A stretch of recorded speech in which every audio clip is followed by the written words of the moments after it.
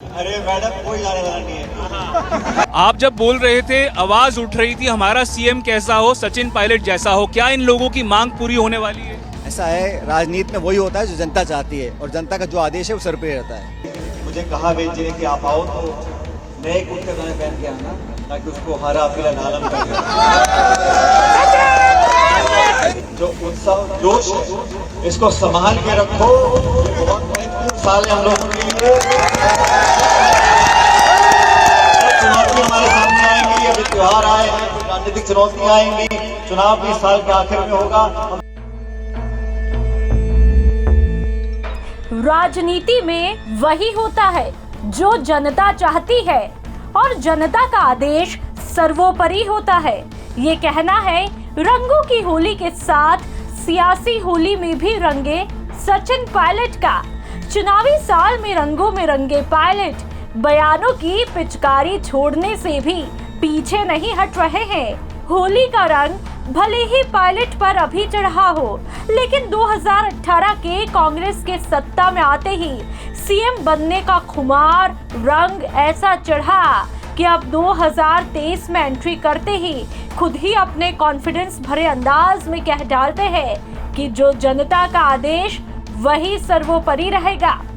चलिए अब थोड़ा पीछे भी चलते हैं। जब 2018 में कांग्रेस सत्ता में आई तो राहुल गांधी ने बड़े ही मुस्कुराते जोश के साथ एक मंच पर गहलोत पायलट को साथ खड़ा कर और जोश के साथ एक साथ हाथ खड़े करवाकर यूनाइटेड कलर्स वाली तस्वीरें भी क्लिक करवाई।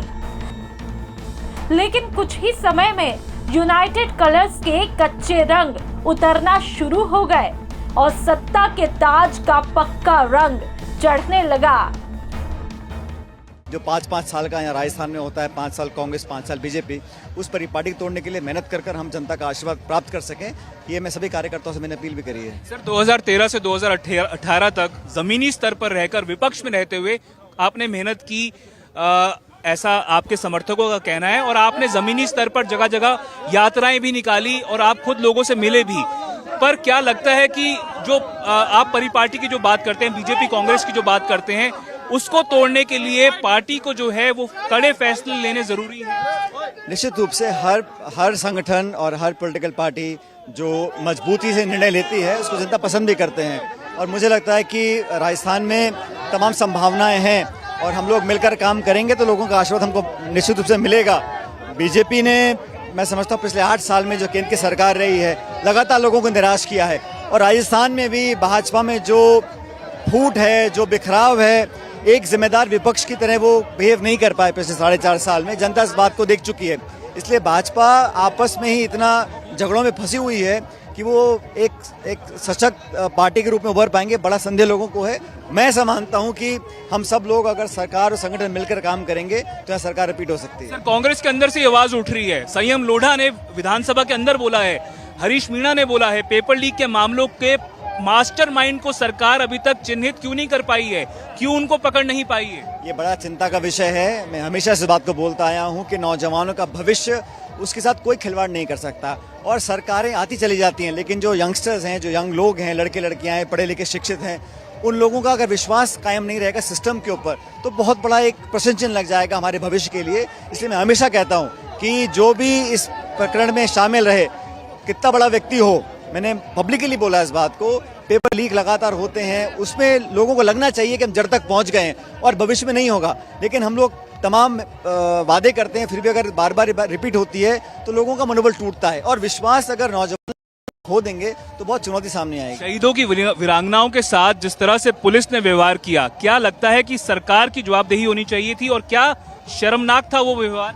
मुझे लगा कि जो देखिए, जो मांगे हैं उनको पूरा करने के लिए सरकार पूरी कोशिश कर रही है, और जो भी नियम कानून प्रावधान है उसमें सब हो सकता है, लेकिन अगर किसी के साथ बदसलूकी अगर होती है, खासकर वो व्यक्ति, वो महिलाएं जिन्होंने अपना सब कुछ खो दिया है, वो वीरांगना है, उनके साथ अगर मैन हैंडलिंग होती है या उनके साथ जबरदस्ती कोई करता है, खासकर पुलिस करती है, तो मैं समझता हूँ वो बड़ा गलत है। इसको कभी एक्सेप्ट नहीं कर सकते। मैंने पब्लिकली भी कहा है कि जो लोग इसमें इन्वॉल्व हैं या इसके लिए जिम्मेदार हैं उन पर कार्रवाई करनी चाहिए। पायलट साहब, एक आखिरी सवाल आपसे, आप जब बोल रहे थे, आवाज उठ रही थी हमारा सीएम कैसा हो, सचिन पायलट जैसा हो, क्या इन लोगों की मांग पूरी होने वाली है? ऐसा है, राजनीति में वही होता है जो जनता चाहती है, और जनता का जो आदेश है वो सर पे रहता है। सचिन पायलट बीजेपी पर भी जमकर भड़ास निकालते हैं और कहते हैं कि पिछले 8 साल से केंद्र में जो बीजेपी की सरकार है उसने लगातार लोगों को निराश किया। राजस्थान में भी बीजेपी में फूट और बिखराव है। इसके अलावा पायलट पेपर लीक जैसे मुद्दे पर भी जमकर बोलते हैं और कहते हैं कि ये बहुत ही चिंता का विषय है। साथ ही ये भी कहते हैं कि नौजवानों के भविष्य के साथ कोई खिलवाड़ नहीं कर सकता। तो वहीं पुलवामा में शहीद हुए जवानों की वीरांगनाओं के साथ पुलिस के दुर्व्यवहार को लेकर भी उन्होंने कहा कि उनकी जो मांगे हैं उनको पूरा करने के लिए सरकार पूरी कोशिश कर रही है।